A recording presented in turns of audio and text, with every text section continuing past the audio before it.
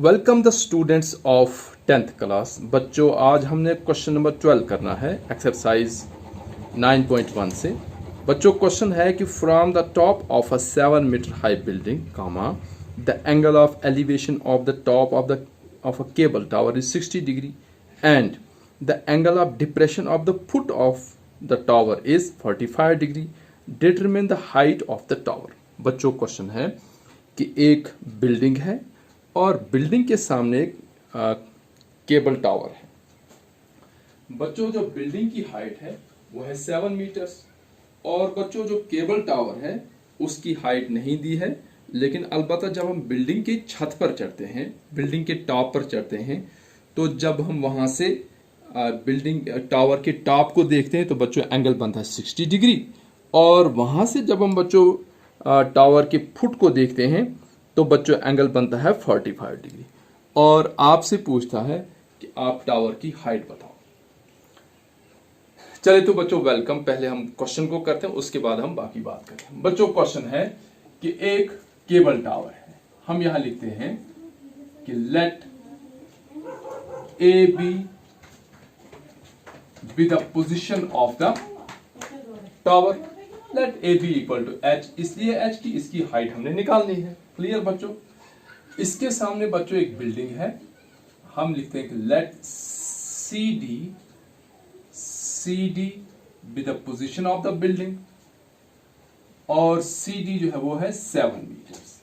बच्चों यहां से ये ग्राउंड लेवल है और बच्चों ये जो पॉइंट सी है ये पॉइंट ऑफ ऑब्जर्वेशन है। पॉइंट ऑफ ऑब्जर्वेशन मीन्स कि यहां से हम बच्चों देख रहे हैं। क्लियर? अगर ये पॉइंट ऑफ ऑब्जर्वेशन है तो बच्चों यहां से हॉरिजॉन्टल निकलेगा। ये बच्चों निकला हॉरिजॉन्टल। ठीक है? हॉरिजॉन्टल समझते हो ना कि जहां से हम देखते हैं वहां से स्ट्रेट जो नजर, जिसके ऊपर एंगल ऑफ एलिवेशन और एंगल ऑफ डिप्रेशन बनता है। बच्चों जब हम पॉइंट सी बिल्डिंग के छत पर खड़े होकर देख रहे हैं तो पॉइंट सी से सबसे पहले हॉरिजॉन्टल निकला और हम कहते हैं कि let C E be the horizontal. ठीक है बच्चों? और जब हम सी से बच्चों थोड़ी सी फिगर को हम चेंज करेंगे, ये ऐसे, ये है इस डिस्टेंस पर है,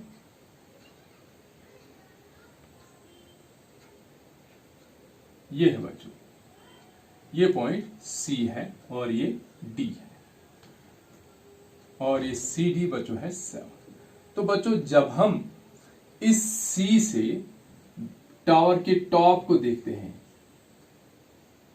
तो बच्चों ये एंगल ऑफ एलिवेशन बनता है 60 डिग्री।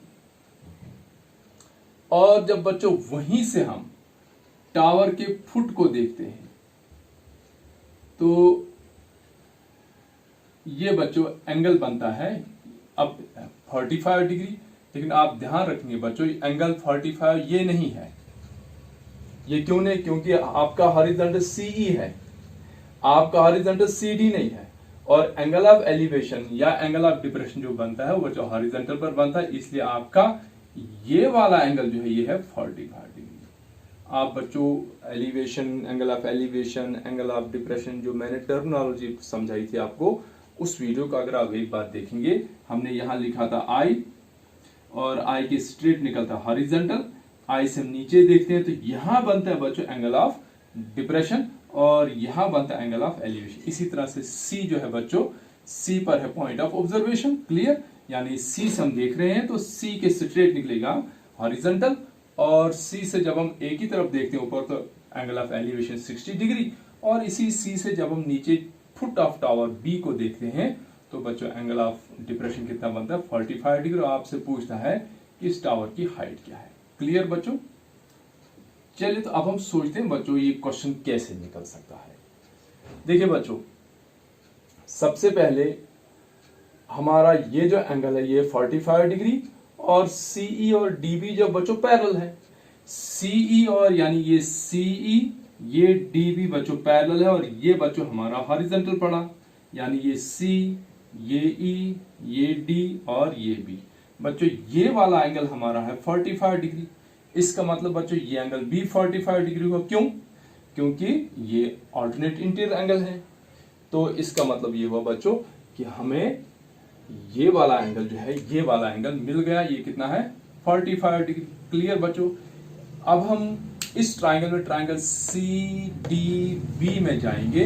देखो बच्चों, अगर ये 45 है इसका मतलब ये भी 45 होगा। अगर दोनों ही 45 इसका मतलब CDB एक आइसोसेलेस ट्राइंगल होगी। अगर ये आइसोसेलेस ट्राइंगल होगी तो CD अगर 7 है तो DB भी 7 होगा। बच्चों अगर DB 7 है तो इसका मतलब CE भी 7 है, क्योंकि CDBE एक रेक्टेंगल है। तो जब बच्चों CE 7 है, ये 60 है, तो हम AE निकाल सकते हैं। जब बच्चों हमारे पास AE निकलेगा, BE तो पहले ही 7 है, तो AE और BE जो है वो ऐड करके हमारे पास जो केबल टावर है उसकी हाइट निकल आएगी। क्लियर बच्चों। अब मैं आपको शॉर्ट करके इसके आपके स्टेप समझाता हूँ। बच्चों पहला स्टेप हमारा होगा कि हमने ये दो एंगल इक्वल कर दिए क्योंकि अल्टरनेट है। पहले जाएंगे हम ट्राइंगल CDB में, ठीक है, और यहां से निकालेंगे हम DB। जो 45 ये 7 है हमें पता है, क्यों, क्योंकि ये आइसोसेलेस ट्राइंगल है। और ये BE भी बच्चों 7 ही होगा क्योंकि अपोजिट साइड, इसका मतलब ये नीचे एक स्क्वायर बन रही है। उसके बाद बच्चों जब हमारे पास DB निकलेगा 7 तो CE भी 7 होगा। तो इस फिर हम जाएंगे ट्राइंगल ACE में और इस 7 को लेकर तो हम AE निकालेंगे और AE और EB ऐड करके हमारे पास टावर की हाइट निकल। ये हो गया बच्चों। अब कंस्ट्रक्शन आएगी बच्चों। तो पहले हम लेते हैं, ये है बच्चों क्वेश्चन नंबर 12।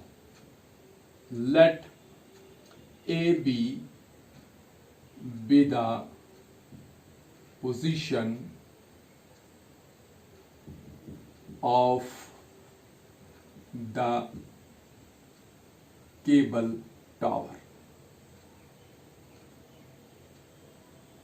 और AB is equal to H। let AB equal, क्योंकि AB हमने निकालना है। ये बच्चों यहां से लेकर यहां तक ये टोटल हाइट हमने H रखी।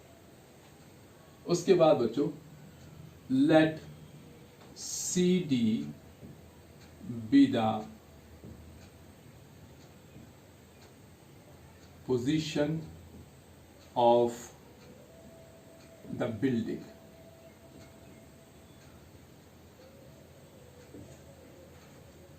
CD is equal to 7 meter। C is the point of observation। C is the point of observation means कि हम C से देख रहे हैं, तो इसका मतलब क्या हुआ कि this implies angle of elevation, angle ACE equal to 60 degree and angle of depression, angle ECB equal to 45 degree। ये बच्चों हमारे पास गिवन पोजीशन है। ठीक है, अब हम पहले नीचे रेक्टेंगल को कंप्लीट करेंगे। तो this implies CE is parallel to DB and CB is transversal। अगर बच्चे ट्रांसवर्स हुआ तो इसका मतलब ये हुआ कि angles ECB, angle ECB is equal to angle CBD is equal to 45 degree. क्यों बच्चों?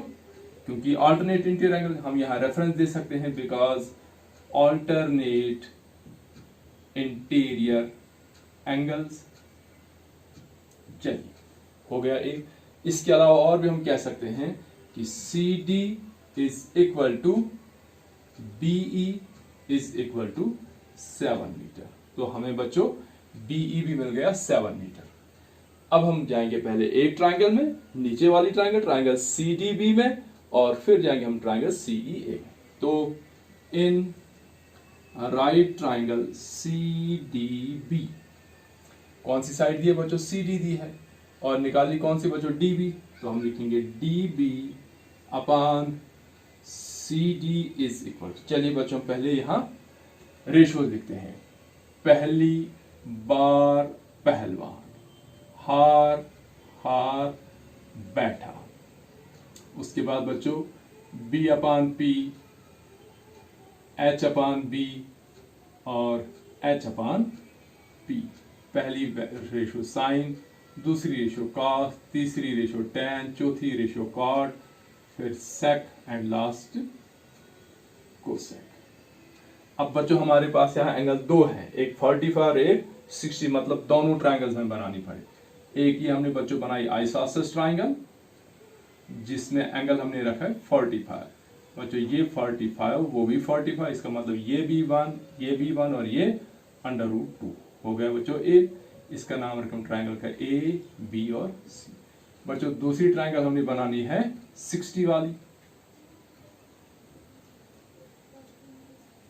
ये बच्चों हो गई दूसरी ट्रायंगल। ये हमारे पास है 30, ये 60 है बच्चों, ये 90 है और नाम रखें हम इसका, ये पॉइंट हमारा होगा ए, बी और सी। बच्चों ये 30 के सामने सबसे छोटी साइड तो 1, ये √3 और ये 2। चलिए तो बच्चों dB अपान CD, चलिए बच्चों इसमें dB अपान CD। बच्चों dB कौन सी साइड है, बेस, तो आएगा बच्चों base upon perpendicular equal to cot of 45 degree. This gives us dB हमारे पास कितना बच्चों नहीं दिया हुआ है, dB अपान 7 इक्वल टू 1, क्योंकि cot 45 बच्चों 1 होता है, 1/1। So this gives us dB equal to 7 meters. This implies CE equal to 7 meters. क्यों बच्चों, यहां reference because dB equal to CE। ये हो गया बच्चों हमारे पास निकला CE। अब हम जाएंगे इसी ट्रायंगल में, तो इन राइट ट्रायंगल AEC, अब बच्चों यहां से हमने AE निकालना और CE दिया हुआ है, तो बच्चों AE upon CE equal to perpendicular upon base equal to tan of 60 degree, क्योंकि बच्चों इस एंगल के अकॉर्डिंग AE परपेंडिकुलर और CE बेस, तो tan 60। चलिए बच्चों यहां आ जा, ये है बच्चों परपेंडिकुलर हमारे पास है √3 और बेस है 1, तो tan 60 बच्चों कितना हो, √3 अपान 1। तो बच्चों हमारे पास कितना आया, AE हमारे पास है, दिया हुआ नहीं है, AE upon 7 equal to √3 upon 1। This gives us AE equal to 7/√3। ये कैसे आया बच्चों, कि हमने 7 को क्रॉस मल्टीपल किया। ठीक है बच्चों, अब हमारे पास बच्चों AE भी आ गया और हमारे पास बच्चों EB भी है। ठीक है बच्चों, चलिए तो AB is equal to AE plus BE, AE plus BE। ठीक है बच्चों, so this gives us AB की वैल्यू कितनी है बच्चों, H, तो हम यहां लिखेंगे H is equal to AE हमने कितना निकाला बच्चों 7/√3 प्लस BE कितना बच्चों 7।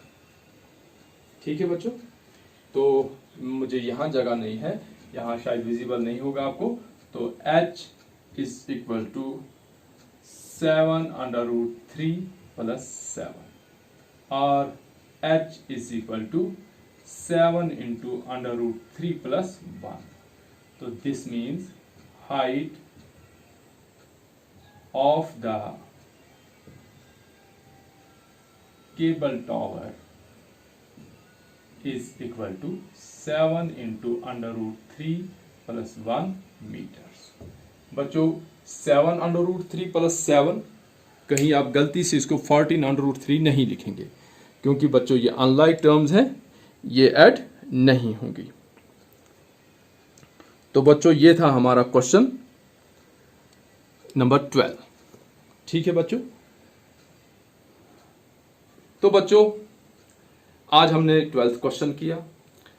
तो आगे ईद आने वाली है, तो बच्चों ईद की आपको एडवांस में बहुत बहुत मुबारकबाद। बच्चों ईद के मानी क्या होते हैं बच्चों? खुशी। मुझे मन किया कि मैं ये खुशी अपने बच्चों के साथ, अपने स्टूडेंट्स के साथ बांटूं, क्योंकि फेस्टिवल खुशियां लेकर आता है और ईद के वैसे भी मानी बच्चों खुशी है। अब बच्चों ये ईद आपके लिए किस किस्म की खुशियां ले आई है? बच्चों आपने नए कपड़े पहनने हैं, वो खुशी है। अच्छे अच्छे पकवान, आपने अच्छे अच्छे खाने पकाने हैं, वो आपको खुशी है। आपने घर की अच्छे से सफाई की है, वो आपको खुशी है। ठीक है बच्चों, लेकिन ये तो आपकी खुशी है ना। अब आप अपनी खुशियां किसके साथ बांटेंगे, इस बात का बच्चों ध्यान रखना है। इंटेलिजेंट बच्चे क्या करते हैं बच्चों कि वो अपनी खुशी का तो ध्यान, लेकिन जो उनको वो खुशियां प्रोवाइड कर रहा है, जिसकी वजह से उनको ये खुशियां मिली हैं, उनको नहीं बोलना है। उसमें बच्चों सबसे पहले आपके वालिदैन यानी पेरेंट्स आपके आते हैं। उनको खुशी देने का बच्चों बहुत सिंपल तरीका है, बहुत सिंपल तरीका है। जब आप ईद के दिन अच्छे से कपड़े लगाएंगे, ईद की पूरी तैयारी करेंगे, आप मेरी ये बात मान लेना बच्चों, किचन में जाना, अपनी मम्मी के पास जाना, अपने पापा के पास जाना, फुल ड्रेस अच्छे से साज धज कर जाना और मम्मी पापा को थैंक यू कहना कि आपकी वजह से हमें ये खुशियां मिली। बच्चों आप इमेजिन नहीं करेंगे कि वो लम्हा आपकी पेरेंट्स के लिए कितना बड़ा होता है, कि जब बच्चों को एहसास होता है कि हमारे वालिदैन, हमारे पेरेंट्स हमारे लिए इतना कुछ कर रहे हैं और हमें इसका पूरा पूरा एहसास है। चूंकि बच्चों मैं खुद एक पेरेंट हूं, इसलिए मुझे एक्सपीरियंस है।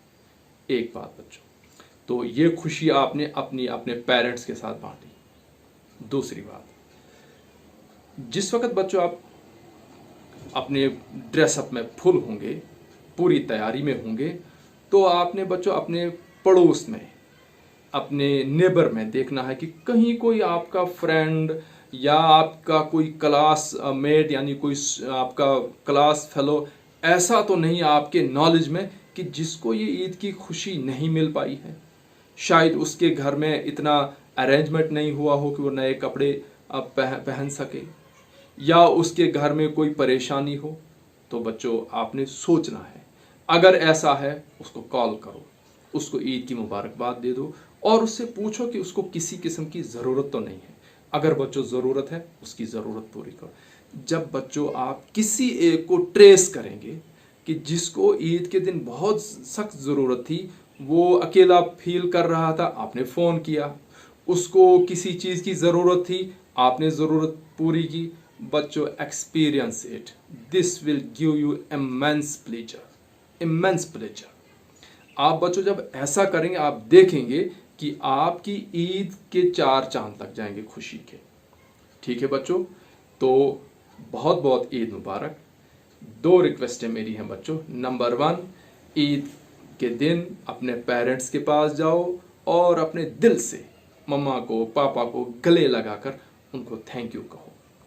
वो पूछेंगे ऐसा क्यों? उन्होंने कहा कि आपकी वजह से हमारी खुशी है, इसलिए हम अपनी खुशी आपके साथ बांट रहे हैं। नंबर 2, बच्चों उसी वक्त आपको पता, आपकी क्लास फेलो जो होते हैं उनमें कोई कैसा है, कोई अच्छा है स्टेटस, मतलब कोई गरीब है, कोई अमीर है वगैरह जो भी है। अगर आपको लगता है कि मेरा कोई पड़ोसी, मेरा कोई फ्रेंड, मेरा कोई क्लास फेलो इस वक्त परेशान हाल होगा, शायद उसको ईद के कपड़े नहीं मिले होंगे, शायद घर में वो अकेला फील कर रहा होगा, शायद उसके आसपास में कोई ऐसा हादसा हुआ होगा जिसकी वजह से वो परेशान है, कॉल हिम और हर। उसको जब आप कॉल, उसका दिल भरेंगे, उसके बाद आप फील करना बच्चों और मुझे कमेंट्स में लिखना कि आपको कितनी खुशी हुई ऐसा करने के बाद। ठीक है बच्चों, तो एक बार फिर आप सबको इरशाद सर की तरफ से ईद की बहुत बहुत मुबारकबाद। और ईद की खुशियों में अपने पेरेंट्स को मत भूलो, ईद की खुशी में अपने पड़ोसी, गरीब पड़ोसी को मत भूलो, ईद की खुशी में अपने गरीब क्लास फेलो को मत भूलो, ईद की खुशी में किसी अपने फ्रेंड को मत भूलो। तो थैंक्स फॉर वॉचिंग।